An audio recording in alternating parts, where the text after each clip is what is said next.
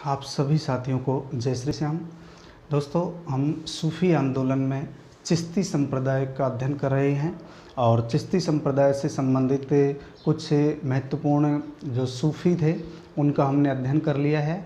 और इसी कड़ी में यानी चिश्ती संप्रदाय से संबंधित तीन या चार हैं लगभग सूफ़ी और बचे हुए हैं, उनका भी अध्ययन कर लेते हैं। उसके बाद नए सिलसिले पे हम चर्चा करेंगे।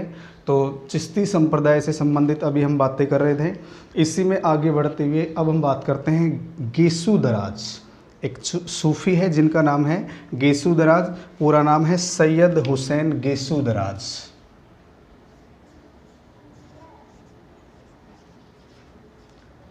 सैयद हुसैन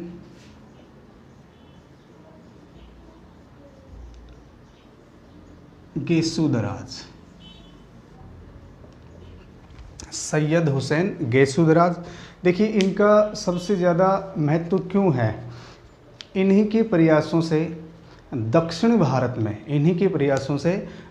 भारत में चिश्ती संप्रदाय को प्रसिद्धि मिली थी, क्योंकि इन्होंने अपना केंद्र गुलबर्गा को अपना केंद्र बनाया था।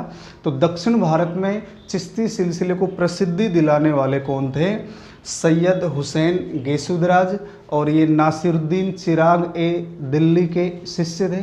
इनके गुरु का नाम था नासिरुद्दीन चिराग ए दिल्ली और इन्हें बंदा नवाज के नाम से जाना जाता है। तो देखिए, हम बात कर रहे हैं सैयद हुसैन गेसू दराज, तो इनकी उपाधि है बंदा नवाज।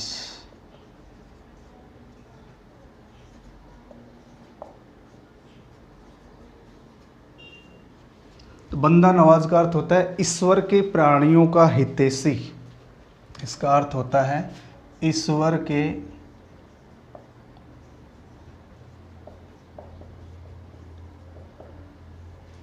प्राणियों का हितैषी। और इनके गुरु का नाम क्या है? नासिरुद्दीन चिराग ए दिल्ली। इनके गुरु का नाम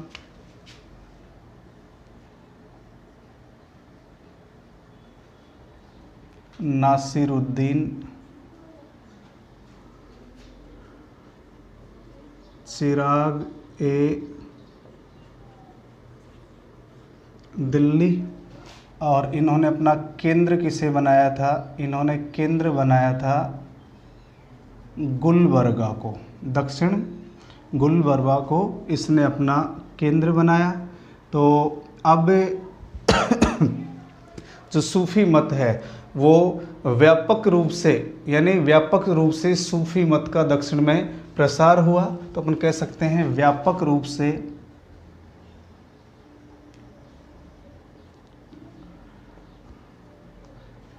चिश्ती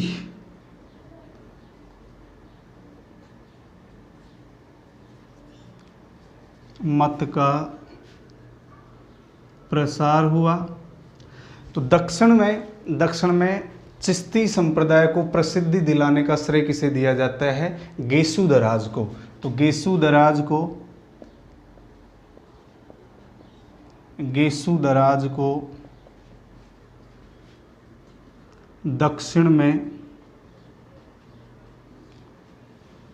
चिश्ती मत को प्रसिद्धि दिलाने का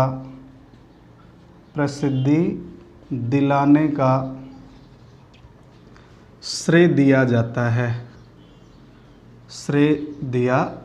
है। तो दक्षिण में व्यापक प्रचार प्रसार किसके द्वारा किया गया था? सैयद हुसैन गेसू दराज के द्वारा। इसी प्रकार देखिए, इनका जीवन चरित्र मोहम्मद अली के द्वारा लिखा गया था।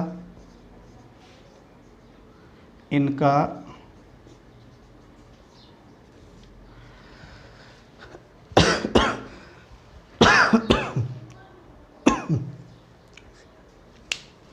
मोहम्मद अली सामानी द्वारा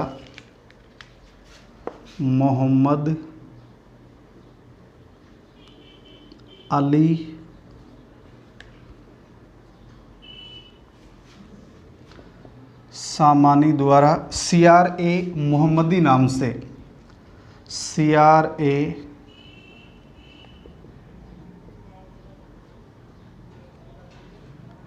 मोहम्मदी नाम से लिखा गया। CRA मोहम्मदी नाम से इनका जीवन चरित्र लिखने वाले कौन थे?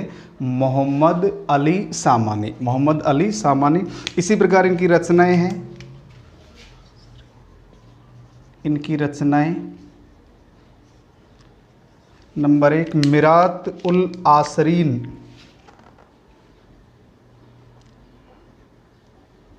मिरात उल आसरीन, यानी ये जो रचनाएं हैं, दो रचनाएं हैं इनकी सैयद हुसैन गेसुदराज की। एक है मिरात उल आसरीन, एक है अस्म उल असरार। अस्म उल असरार। तो इसमें ज़्यादा न याद रखें, मुख्य रूप से एक तो इनका केंद्र याद रखें गुलबर्गा, और व्यापक रूप से प्रसिद्धि दिलाने का, यानी चिश्ती मत को व्यापक रूप से दक्षिण भारत में प्रसिद्धि दिलाने का श्रेय किसे दिया जाता है? गेसुदराज को। इसी प्रकार एक सूफी हैं शेख अब्दुल कद्दूस गंगोही। शेख अब्दुल कद्दूस गंगोही। शेख अब्दुल कद्दूस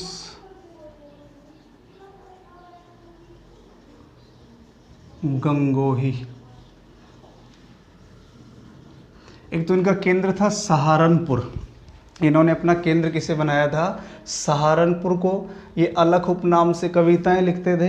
ये नाथ योगियों से प्रभावित थे। नाथ योगियों से प्रभावित थे। इन्होंने कहा था कि मुसलमानों और काफिरों में मतभेद करना अनावश्यक है। मतभेद करना इनमें अनावश्यक है। तो ये शेख अब्दुल कद्दूस गंगोही एक तो ये साबरी शाखा से संबंधित थे। चिश्ती संप्रदाय की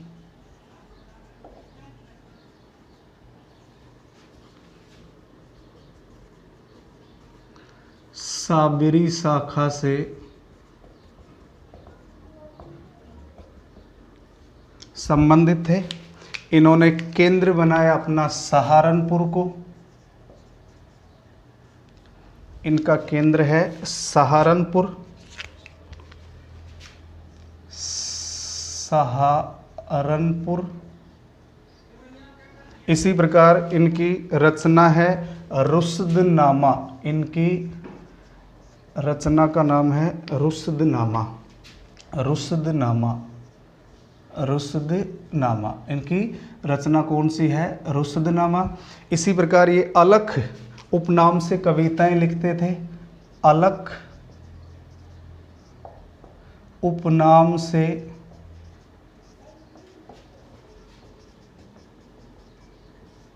कविताएं लिखते थे।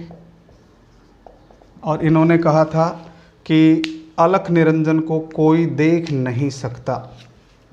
इन्होंने कहा था अलख निरंजन को कोई देख नहीं सकता। अलख निरंजन को कोई देख नहीं सकता। अलख निरंजन को कोई देख नहीं सकता। इसी प्रकार ये नाथ योगियों से प्रभावित थे। नाथ योगियों से प्रभावित थे। नाथ योगियों से प्रभावित थे। तो ये नाथ योगियों से प्रभावित थे। सहारनपुर में केंद्र है। रुश्दनामा इनकी रचना है। साबरी शाखा से संबंधित थे। अलख उपनाम से कविताएं लिखते थे। और इन्होंने कहा था कि अलख निरंजन को कोई देख नहीं सकता। इन्होंने वहदत उल वजूद मत को मान्यता दी। वहदत उल वजूद मत को मान्यता दी।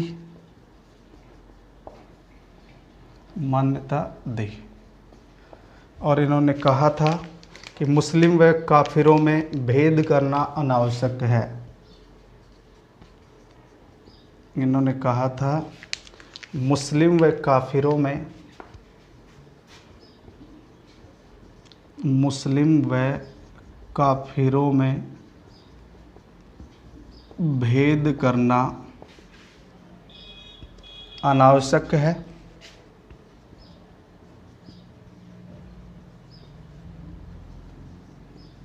मुस्लिम व काफिरों में भेद करना अनावश्यक है क्योंकि सृष्टि एक है,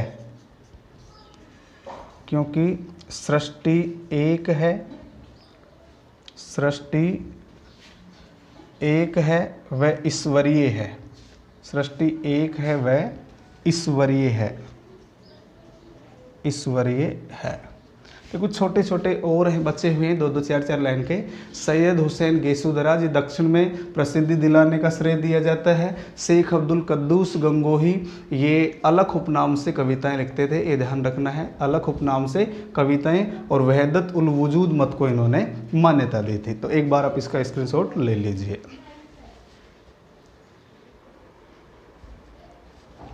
तो देखिए दोस्तों, चिश्ती संप्रदाय से संबंधित ये दो संत और हैं, इनको भी देख लीजिए। एक तो शेख सिराजुद्दीन उस्मानी, शेख सिराजुद्दीन उस्मानी, इनके गुरु का नाम था निजामुद्दीन औलिया और इनका केंद्र था बंगाल। बंगाल में औलिया के विचारों का इन्होंने प्रसार किया था, इसीलिए निजामुद्दीन औलिया ने इनको उपाधि दी थी आइन ए हिंद, भारत का दर्पण। आइन ए हिंद, इसकी चर्चा हम पहले भी कर चुके हैं। और एक इनकी उपाधि है अखी सिराज, एक इनकी उपाधि कौन सी है? अखी सिराज। तो शेख सिराजुद्दीन उस्मानी का केंद्र क्या था? बंगाल। निजामुद्दीन औलिया के शिष्य थे। बंगाल में औलिया के विचारों का, सिद्धांतों का इन्होंने प्रसार किया, इसीलिए निजामुद्दीन औलिया ने इनको एक उपाधि दी थी आइन ए हिंद, आइन ए हिंद।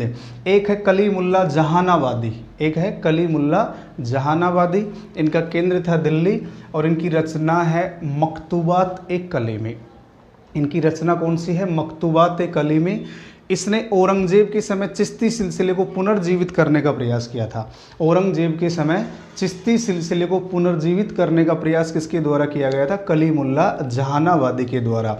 एक बंगाल के शासक थे जिनका नाम था हुसैन शाह। बंगाल के एक शासक हैं जिनका नाम क्या है? हुसैन शाह। हुसैन शाह चिश्ती शाखा से प्रभावित थे, ये चिश्ती शाखा से प्रभावित थे और इन्होंने इससे प्रभावित होकर एक आंदोलन चलाया जिसका नाम था सत्यवीर आंदोलन। तो सत्यवीर आंदोलन का संबंध बंगाल के शासक हुसैन शाह से है। तो ये हो गए आपके चिश्ती संप्रदाय से प्रमुख संत। इसके बाद दूसरी जो शाखा है, दूसरा जो संप्रदाय है, जैसे हम सूफी आंदोलन में पहला संप्रदाय पढ़ चुके हैं चिश्ती संप्रदाय, और दूसरा संप्रदाय है सुहरावर्दी संप्रदाय। दूसरा संप्रदाय है सुहरावर्दी संप्रदाय। अब हम बात करते हैं नंबर 2 पे, सुहरावर्दी सुहरावर्दी संप्रदाय।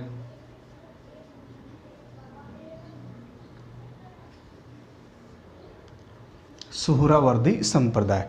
तो देखिए दोस्तों, ये जो संप्रदाय है ये चिश्ती संप्रदाय के बाद भारत में दूसरा लोकप्रिय संप्रदाय बना।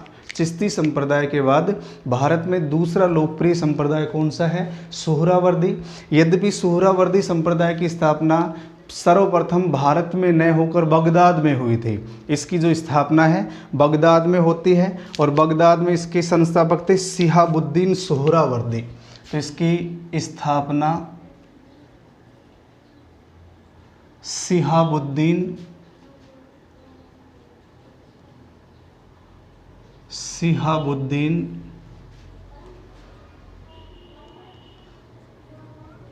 सुहरावर्दी ने बगदाद में की थी, बगदाद में की। तो इसकी जो स्थापना है वो पहले भारत में नहीं हुई थी, पहले इसकी स्थापना कहाँ होती है? बगदाद में। भारत में इसकी स्थापना 12वीं सदी में हुई थी, भारत में इसकी स्थापना 12वीं सदी में, और शेख बहाउद्दीन जकारिया इसके संस्थापक थे। तो भारत में यदि हम बात करें, भारत में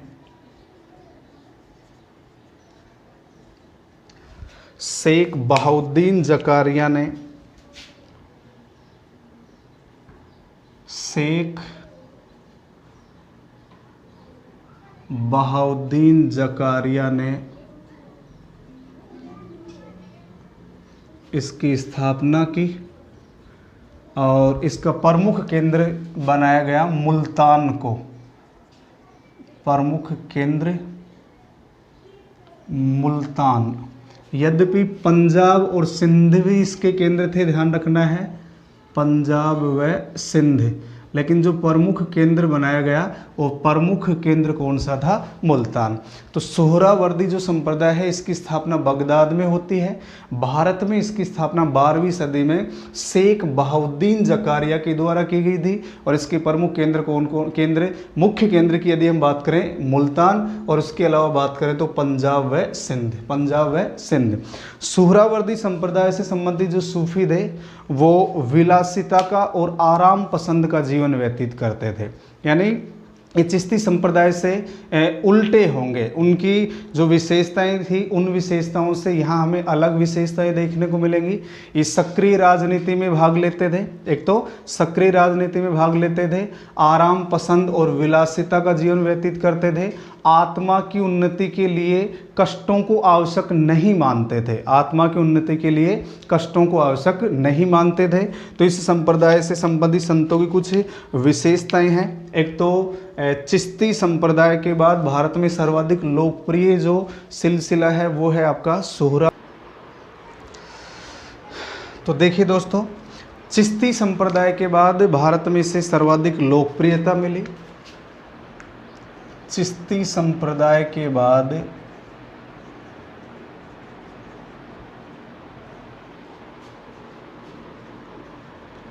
सर्वाधिक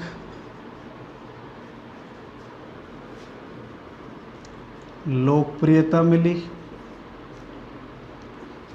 और इस संप्रदाय से संबंधित एक तो ये आराम पसंद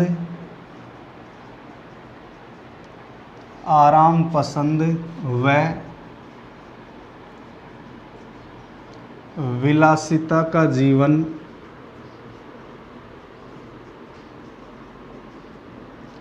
व्यतीत करते थे।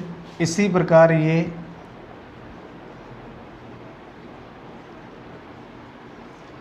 सक्रिय राजनीति में भाग लेते थे और आत्मा की उन्नति के लिए शारीरिक कष्ट को उपयोगी नहीं मानते थे। आत्मा की उन्नति के लिए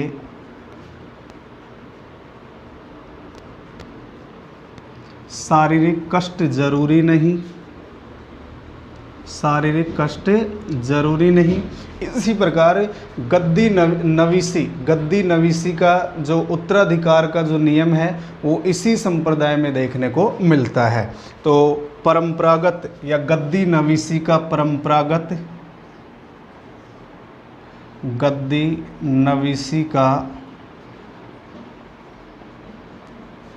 परंपरागत सिद्धांत देखने को मिलता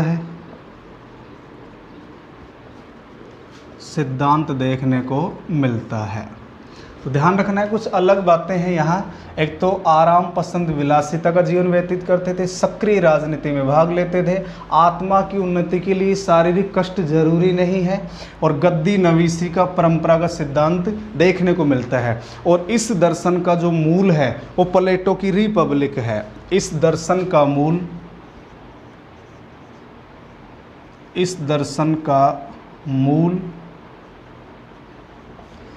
प्लेटो की रचना रिपब्लिक है।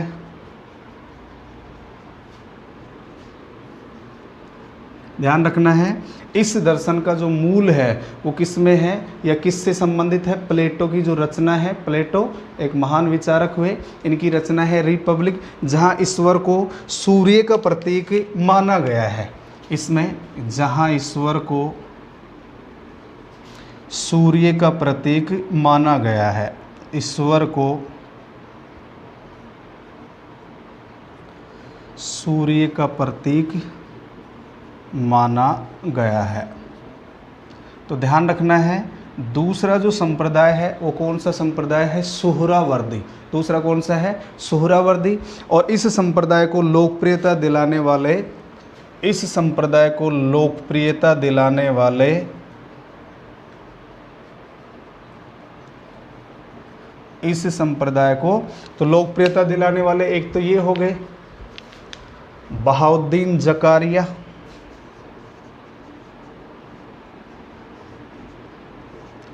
शेख बहाउद्दीन जकारिया,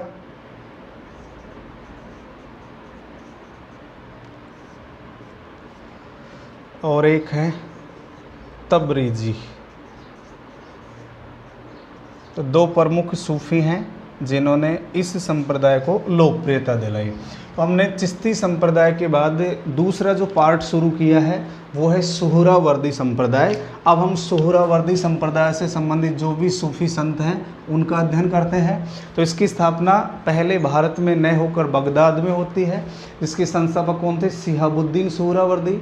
भारत में शेख बहाउद्दीन जकारिया। भारत में इसकी स्थापना किसके द्वारा की गई? शेख बहाउद्दीन जकारिया 12वीं सदी में। कौन सी सदी में? 12वीं सदी में। और इसका प्रमुख केंद्र था मुल्तान। मुल्तान के अलावा पंजाब व सिंध। चिश्ती संप्रदाय के बाद सर्वाधिक लोकप्रियता, सर्वाधिक प्रसिद्ध संप्रदाय कौन सा हुआ? सुहरावर्दी।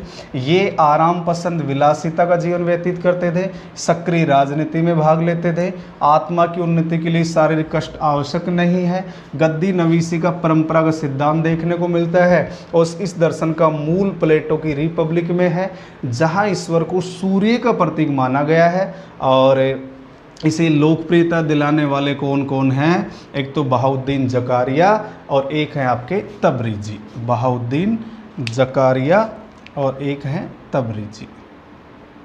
दोस्तों एक बार आप इसका स्क्रीनशॉट ले लीजिए। इसके बाद हम सुहरावर्दी संप्रदाय के जो सूफी संत हैं उनका अध्ययन करते हैं।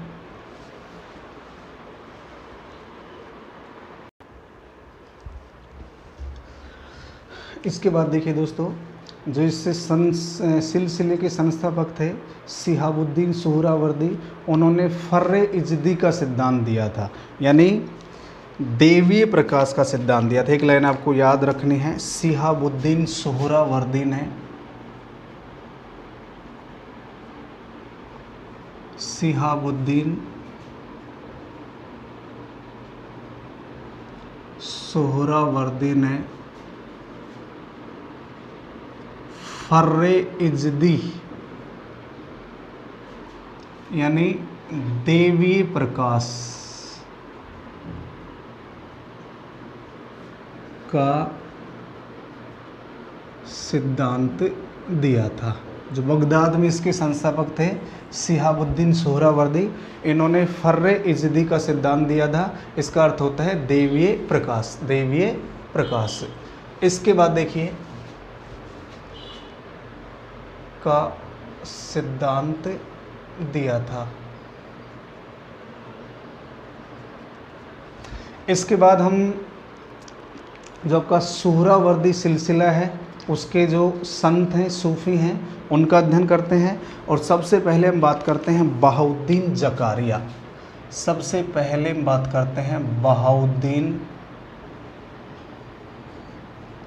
बहाउद्दीन जकारिया। तो ये जो बहाउद्दीन जकारिया थे, ये भारत में सुहरावर्दी संप्रदाय के संस्थापक हैं। अभी हमने बात की है 12वीं सदी में। इनका जन्म मुल्तान में हुआ था। इनका जन्म 1181 को मुल्तान में हुआ। जन्म 1181 ईस्वी को मुल्तान में हुआ। जन्म 1181 को मुल्तान में। इनके गुरु का नाम था शिहाबुद्दीन सुहरावर्दी। तो इनके जो गुरु हैं, गुरु का नाम शिहाबुद्दीन सुहरावर्दी। इनके गुरु का नाम क्या था? शिहाबुद्दीन सुहरावर्दी। और इनका खानकाह कहाँ?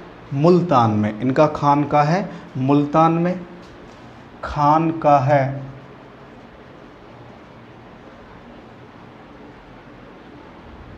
मुल्तान में। बाबा फरीद के साथ इनके घनिष्ठ संबंध थे। बाबा फरीद के साथ घनिष्ठ संबंध थे, बाबा फरीद के साथ घनिष्ठ संबंध थे। और ये एकमात्र सूफी थे जो सर्वाधिक धनवान थे, सर्वाधिक धनी थे। ये सर्वाधिक धनी सूफी थे। इन्होंने कहा था कि गरीबों की सहायता के लिए धन का संग्रह जरूरी है। गरीबों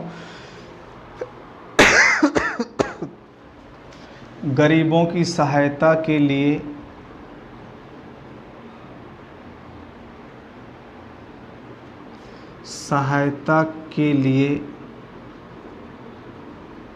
धन का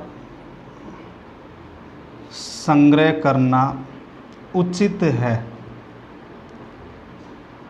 गरीबों की सहायता करने के लिए धन का संग्रह करना उचित है। ये सर्वाधिक धनी सूफी थे। इन्होंने कहा था कि धन हृदय में रोग है परंतु हाथ में औषधि के समान। हृदय में रोग है परंतु हाथ में औषधि के समान।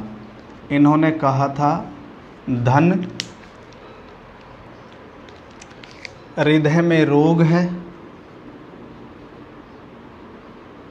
हृदय में रोग है परंतु हाथ में औषधि के समान है। इन्होंने राजकीय संरक्षण को भी स्वीकार किया था। इन्होंने राजकीय संरक्षण को स्वीकार किया, राजकीय संरक्षण को स्वीकार किया। क्योंकि मैंने पहले बताया इससे पहले कि जो सुहरावर्दी सिलसिला है ये सक्रिय राजनीति में भाग लेते थे। इसी प्रकार जो बहाउद्दीन जकारिया थे, इन्होंने कुबाचा के विरुद्ध इल्तुतमिश की सहायता की थी। कुबाचा के विरुद्ध इल्तुतमिश की सहायता की और इल्तुतमिश ने उन्हें शेख उल इस्लाम यानी मुख्य काजी का पद दिया था, जो इन्होंने स्वीकार किया था। तो अपन नोट करेंगे, एक तो कुबाचा के विरुद्ध इल्तुतमिश की सहायता की, कुबाचा के विरुद्ध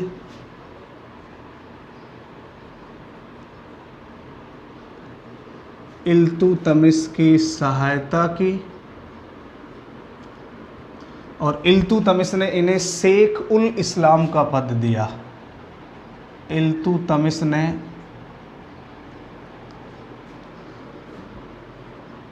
शेख उल इस्लाम का पद दिया, यानी मुख्य काजी। शेख उल इस्लाम का अर्थ हुआ मुख्य काजी। आपको विदित हो, याद हो, इल्तुतमिश के इस पद को स्वीकार कर लेते हैं। लेकिन इससे पहले एक तो हमीदुद्दीन नागौरी और बख्तियार काकी ने इस पद को स्वीकार नहीं किया था। ध्यान रखना है, नोट, एक तो हमीदुद्दीन नागौरी व बख्तियार काकी, इनका अध्ययन कर चुके हैं हम। बख्तियार काकी ने यह पद स्वीकार नहीं किया था, यह पद स्वीकार नहीं किया था। और अगर हम नोट में ही नंबर 2 की बात करें, सबसे पहले यह पद नजमुद्दीन सुगरा को दिया गया था। सर्वप्रथम यह पद नजमुद्दीन सुगरा को दिया गया था, या नियुक्त, सबसे पहले नियुक्त कौन हुए इस पद पर?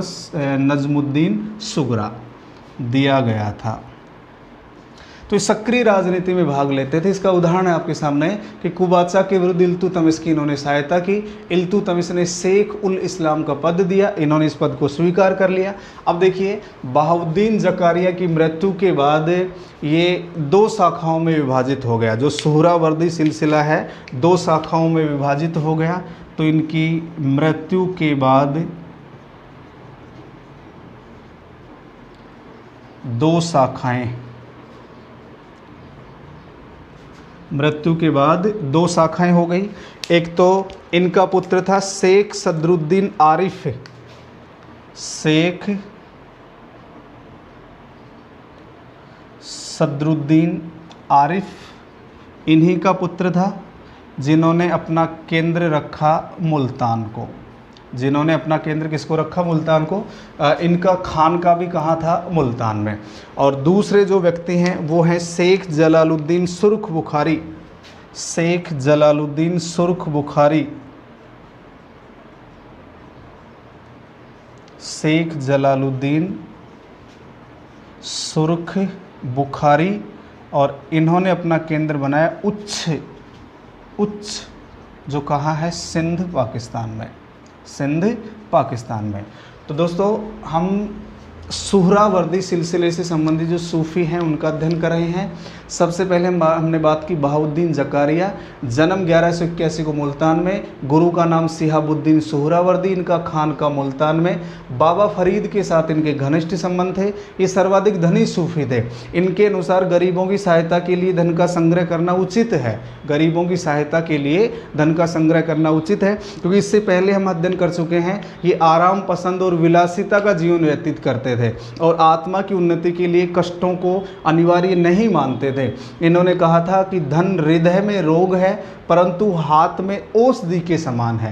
हृदय में रोग है लेकिन हाथ में औषधि के समान है। इन्होंने राजकीय संरक्षण को स्वीकार किया। कुबादशाह के दिल तुतमिश की सहायता की, इनके बारे में हम अध्ययन कर चुके हैं। तो इनकी मृत्यु के बाद ये दो शाखाओं में विभाजित हो जाता है। शेख सदरुद्दीन आरिफ इनका केंद्र मुल्तान और शेख जलालुद्दीन सुर्ख बुखारी इनका केंद्र क्या है? उच्च, जो कहाँ स्थित है? सिंध में। तो एक बार इसका स्क्रीनशॉट ले लीजिए।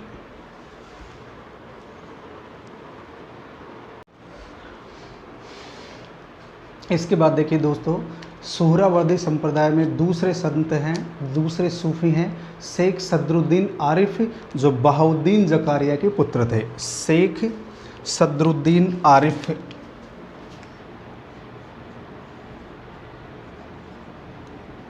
शेख सदरुद्दीन आरिफ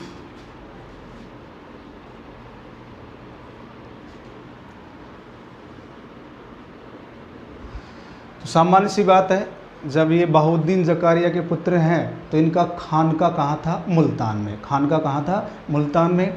ये ऐसे सूफी थे जिन्होंने अपनी संपूर्ण संपत्ति गरीबों में बांट दी थी, संपूर्ण संपत्ति गरीबों में बांट दी थी। इन्होंने कहा था कर्ज देने से अच्छा है कर्जदार होना। तो एक तो हम सामान्य बात करें, पिता बहाउद्दीन ज़कारिया, पिता का नाम है बहाउद्दीन ज़कारिया, जो सुहरावर्दी सिलसिले के संस्थापक हैं। भारत की बात करें, इनका खान का है, इनका खान का है कहाँ? मुल्तान में। खान का मुल्तान में। इन्होंने अपनी संपूर्ण संपत्ति गरीबों को दे दी। यानी इनके पिता ने 7 लाख टका दिया था इनको, वो भी इन्होंने गरीबों को दे दी। इन्होंने कहा था कर्ज देने से अच्छा है कर्जदार होना। इन्होंने कहा था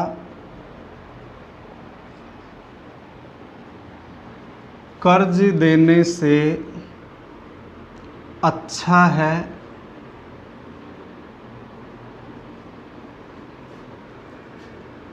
कर्जदार होना। तो इन्होंने कहा था कर्ज देने से अच्छा है कर्जदार होना। तो इन्होंने पिता के द्वारा दिए गए 7 लाख टका को भी गरीबों में वितरित कर दिया। पिता द्वारा दिए गए 7 लाख टका को भी गरीबों में बांट दिया।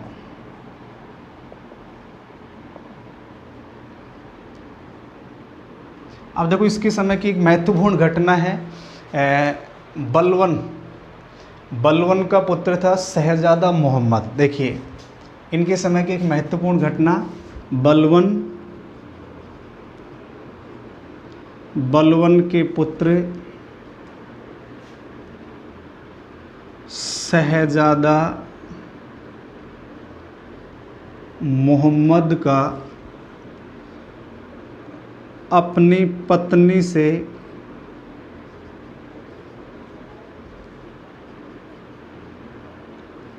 तलाक हो गया था। यानी इन्होंने अपनी पत्नी को तलाक दे दिया। अब इनकी पत्नी 90 दिन व्यतीत करने के लिए आरिफ के पास चली गई। इनकी जो पत्नी थी 90 दिन व्यतीत करने के लिए शेख आरिफ के पास चली गई। आरिफ के पास चली गई। अब अवधि पूरी होने के बाद, यानी 90 दिन की अवधि पूरी होने के बाद शहजादा मोहम्मद वापस इनके पास गए, यानी आरिफ के पास गए और पत्नी की मांग की। लेकिन आरिफ ने यह कहकर इनकार कर दिया, यानी लौटाने से यह कहकर इनकार कर दिया कि शहजादा मोहम्मद की मृत्यु होने वाली है। और ऐसा ही हुआ। ये 1286 में मंगोलों से लड़ते हुए मारा गया था। 1286 में मंगोलों से लड़ते हुए मारा गया। तो अवधि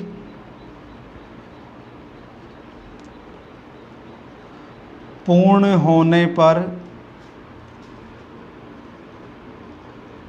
यह कहकर लौटाने से इनकार कर दिया, लौटाने से इनकार कर दिया कि शहजादा की मृत्यु होने वाली है, कि मृत्यु होने वाली है। और 1286 में ये मंगोलों से लड़ता हुआ मारा गया। मंगोलों से लड़ता हुआ मारा गया। तो बहाउद्दीन जकारिया के पुत्र थे शेख सदरुद्दीन आरिफ खान का। मुल्तान में इन्होंने अपनी संपूर्ण संपत्ति गरीबों को दे दी थी। इन्होंने कहा था कर्ज देने से अच्छा है कर्जदार होना। तो पिता के द्वारा दिए गए 7 लाख टका को भी बांट दिया। ये बलवन का पुत्र शहजादा मोहम्मद अपनी पत्नी को तलाक दे देता है। पत्नी 90 दिन व्यतीत करने वहाँ चली जाती है। जब वापस मांग की जाती है तो यह कहकर लौटाने से इनकार कर दिया कि शहजादा की मृत्यु होने वाली है। और ये शहजादा 1286 में मंगोलों से लड़ता हुआ मारा गया था। इसके बाद अगले सूफी हैं शेख जलालुद्दीन सुर्ख बुखारी। शेख जलालुद्दीन सुर्ख बुखारी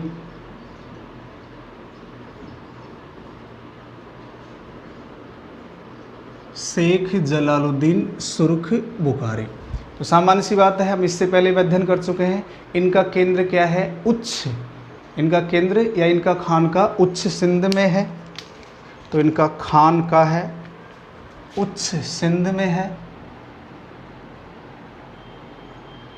खानका है उच्च सिंध। इनकी उपाधि है जहानिया जहांगस्त। उपाधि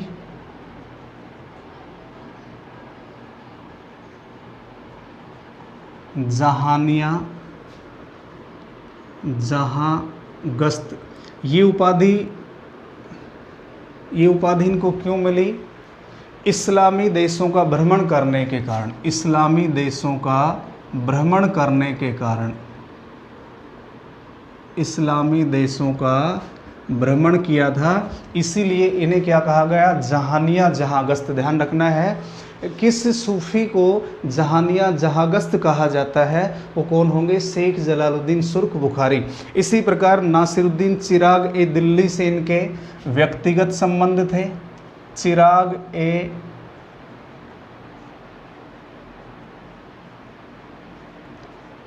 दिल्ली से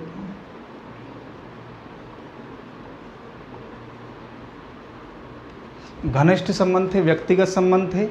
इसी प्रकार जो दिल्ली सल्तनत का शासक है फिरोज शाह तुगलक, फिरोज शाह तुगलक व मोहम्मद बिन तुगलक ने इन्हें शेख उल इस्लाम का पद दिया था। शेख उल इस्लाम का पद दिया था। मोहम्मद बिन तुगलक और फिरोज़ शाह तुगलक दोनों ने, यद्यपि पहले मोहम्मद बिन तुगलक आता है फिर बाद में फिरोज़ शाह तुगलक, इन दोनों ने इन्हें शेख उल इस्लाम का पद दिया था, लेकिन इन्होंने इस पद को त्याग करके मक्का की ओर जाने का विचार किया। तो ये मक्का चले गए थे, पद को त्याग कर मक्का चले गए।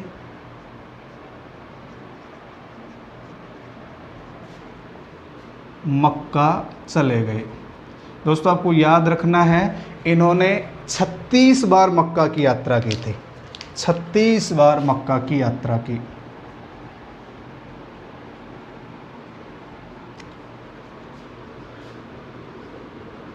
वह सूफ़ी जिन्होंने 36 बार मक्का की यात्रा की, शेख जलालुद्दीन सुर्ख बुखारी, जहानिया जहांगस्त कहा गया क्योंकि इस्लामी देशों का इन्होंने सर्वाधिक भ्रमण किया था। इसी प्रकार इनकी मृत्यु के बाद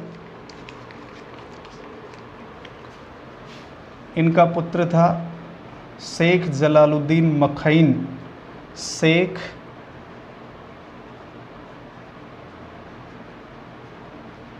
जलालुद्दीन मखैन उच्च की गद्दी पर बैठा।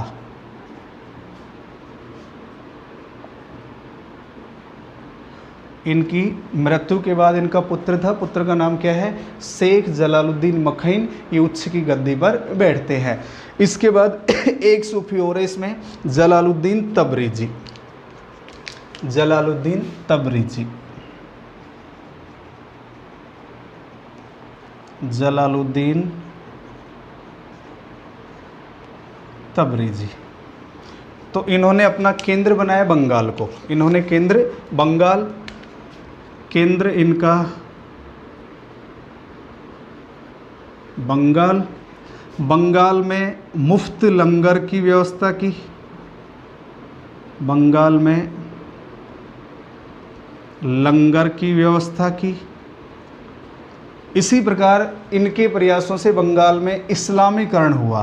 तो इन्होंने बंगाल में इस्लामीकरण किया। बंगाल में इस्लामीकरण किया। और इस इस्लामीकरण की आंधी को रोकने वाले कौन थे? चैतन्य महाप्रभु। ध्यान रखना है, चैतन्य महाप्रभु ने, चैतन्य महाप्रभु ने इस्लामीकरण की आंधी को रोक दिया। आंधी को रोक दिया। तो दोस्तों आपको याद रखना है, जैसे हम सूफ़ी आंदोलन में सुहरावर्दी की बात कर रहे हैं, एक बार आप ध्यान दीजिए। सुहरावर्दी में मुख्य रूप से हमने कौन कौन से सूफ़ी संतों की चर्चा की? एक तो है बहाउद्दीन ज़कारिया, बहाउद्दीन ज़कारिया। इसके बाद नंबर 2 हमने चर्चा की सदरुद्दीन आरिफ, सदरुद्दीन आरिफ। ध्यान रखना है।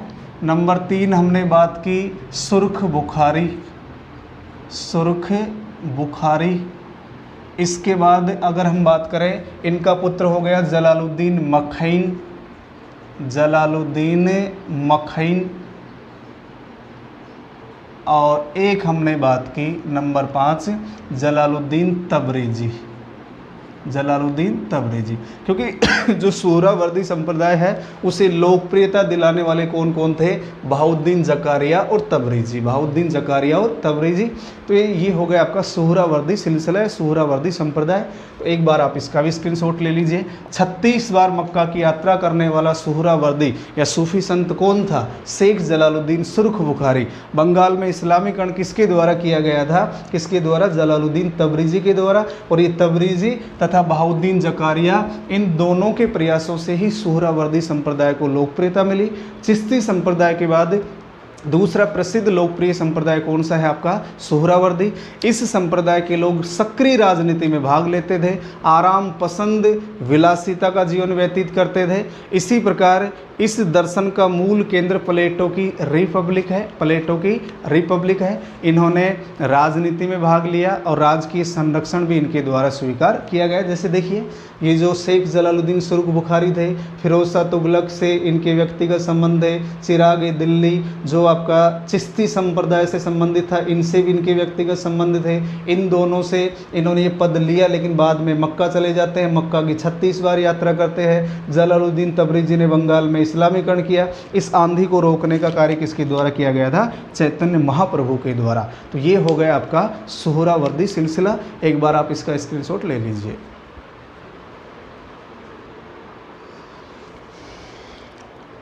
इसके बाद देखिए दोस्तों, सुहरावर्दी के 2-3 सूफी और हैं, इनको भी देख लीजिए। शेख रुकनुद्दीन, इनकी उपाधि थी पथ शेख। शेख रुकनुद्दीन उपाधि पथ शेख, और इन्हें निजामुद्दीन के समान स्थान प्राप्त है। यानी जिस प्रकार निजामुद्दीन औलिया को चिश्ती संप्रदाय में स्थान प्राप्त है, उसी प्रकार का स्थान शेख रुकनुद्दीन को कौन से सुहरावर्दी सिलसिले में प्राप्त है। तो इनकी तुलना एक तरीके से किससे की जाती है? निजामुद्दीन औलिया से। एक है जलालुद्दीन सुहरावर्दी अथवा शेख जमाली। जलालुद्दीन सुहरावर्दी अथवा शेख जमाली ये सिकंदर लोदी के मित्र थे। बाबर इनका अत्यधिक सम्मान करता था, और ये गुजरात अभियान में हुमायूं के साथ गए। गुजरात अभियान में हुमायूं के साथ गए। तो सिकंदर लोदी का मित्र, तो हम कह सकते हैं कि सिकंदर लोदी, बाबर और हुमायूं 3 के समकालीन है।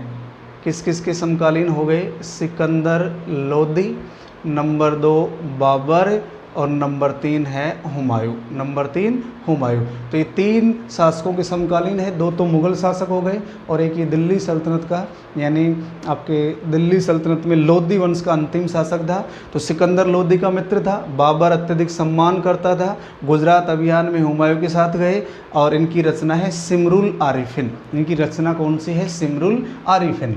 इसी प्रकार एक है शेख मूसा, ये नृत्य और संगीत में अपना समय व्यतीत करते थे। ध्यान रखना है, शेख मूसा जिसका संबंध सुहरावर्दी संप्रदाय से है। ये नृत्य संगीत में समय व्यतीत करना, और सदैव स्त्रियों के कपड़े पहनते थे। सदैव स्त्रियों के कपड़े पहनते थे। इसी प्रकार का अध्ययन हम जब दिल्ली सल्तनत का अध्ययन करेंगे, इसी प्रकार की घटना में देखने को मिलेगी। आपका जो दिल्ली सल्तनत में खिलजी वंश है, कुतुबुद्दीन मुबारक खिलजी, कुतुबुद्दीन मुबारक खिलजी, उनके बारे में बर्नी ने लिखा है कि वो दरबार में कभी कभी नग्न आ जाता था, स्त्रियों के वस्त्र धारण करता था। तो कौन सा सूफी स्त्रियों के कपड़े पहनता था? वो हो जाएगा शेख मूसा। शाहदौला दरियाई, ये प्रसिद्ध हैं। इनका संबंध गुजरात के शाही परिवार से था। शाहदौला दरियाई, इनका संबंध गुजरात के शाही परिवार से था। ये अपनी दानशीलता के लिए प्रसिद्ध थे। शाहदौला दरियाई जो कौन से मत से संबंधित हैं? सुहरावर्दी। कौन से सिलसिले के संत हैं ये? सुहरावर्दी के। इनका संबंध गुजरात से था, दानशीलता के लिए प्रसिद्ध थे, और इनके बारे में कहा गया जिसको न दे मोला उसको दे दौला। इसके बारे में कहा गया जिसको न दे मोला उसको दे दौला। तो शाहदौला जो दरियाई थे, उनका संबंध सुहरावर्दी मत से, और इनका जो संबंध था वो कहाँ से था? गुजरात के शाही परिवार से। तो ये कुछ सूफी और हैं जिनका संबंध कौन से संप्रदाय से है? सुहरावर्दी संप्रदाय से। अब देखिए कि ये सुहरावर्दी संप्रदाय 2 उप शाखाओं में विभाजित हो गया, या 2 उप संप्रदायों में विभाजित हो गया। यह संप्रदाय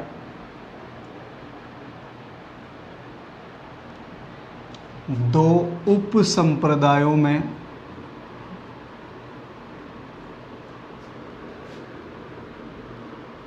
विभक्त हो गया। 2 उप संप्रदायों में विभक्त हो गया। एक है सतारी,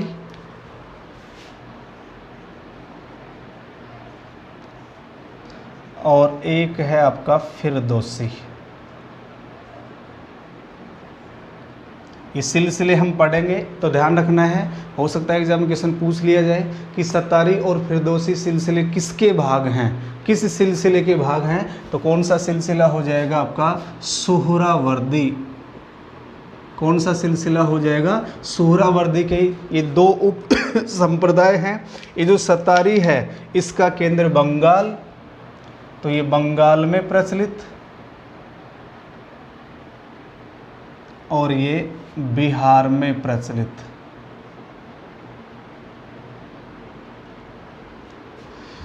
तो ये जो सुहरावर्दी मत है, सुहरावर्दी जो सिलसिला है, ये दो उप संप्रदायों में विभाजित हुआ, सतारी और एक है आपका फिरदौसी। सतारी और फिरदौसी। ये जो आपका फिरदौसी है इसकी स्थापना शेख बदरुद्दीन समरकंदी के द्वारा की गई थी। शेख बदरुद्दीन समरकंदी के द्वारा की गई थी। ध्यान रखना है, फिरदौसी जो शाखा है आपकी, इसकी स्थापना शेख बदरुद्दीन समरकंदी के द्वारा की गई थी 13वीं सदी में। कौन सी सदी में? इसकी स्थापना 13वीं सदी में। तो इसका केंद्र क्या हो जाएगा? आपका केंद्र क्या हो जाएगा? बंगाल। केंद्र क्या हो जाएगा? बंगाल। इसी प्रकार जो सतारी है, शाह अब्दुल सतारी, ये जो सतारी है इसकी स्थापना, ये हम पढ़ेंगे, आगे बात करेंगे इनके बारे में। शाह अब्दुल सतारी, शाह अब्दुल सतारी, और ये 15वीं सदी में, इसका संबंध 15वीं सदी से है। और ये जो सुहरावर्दी है, दो उप संप्रदाय, ध्यान रखना है।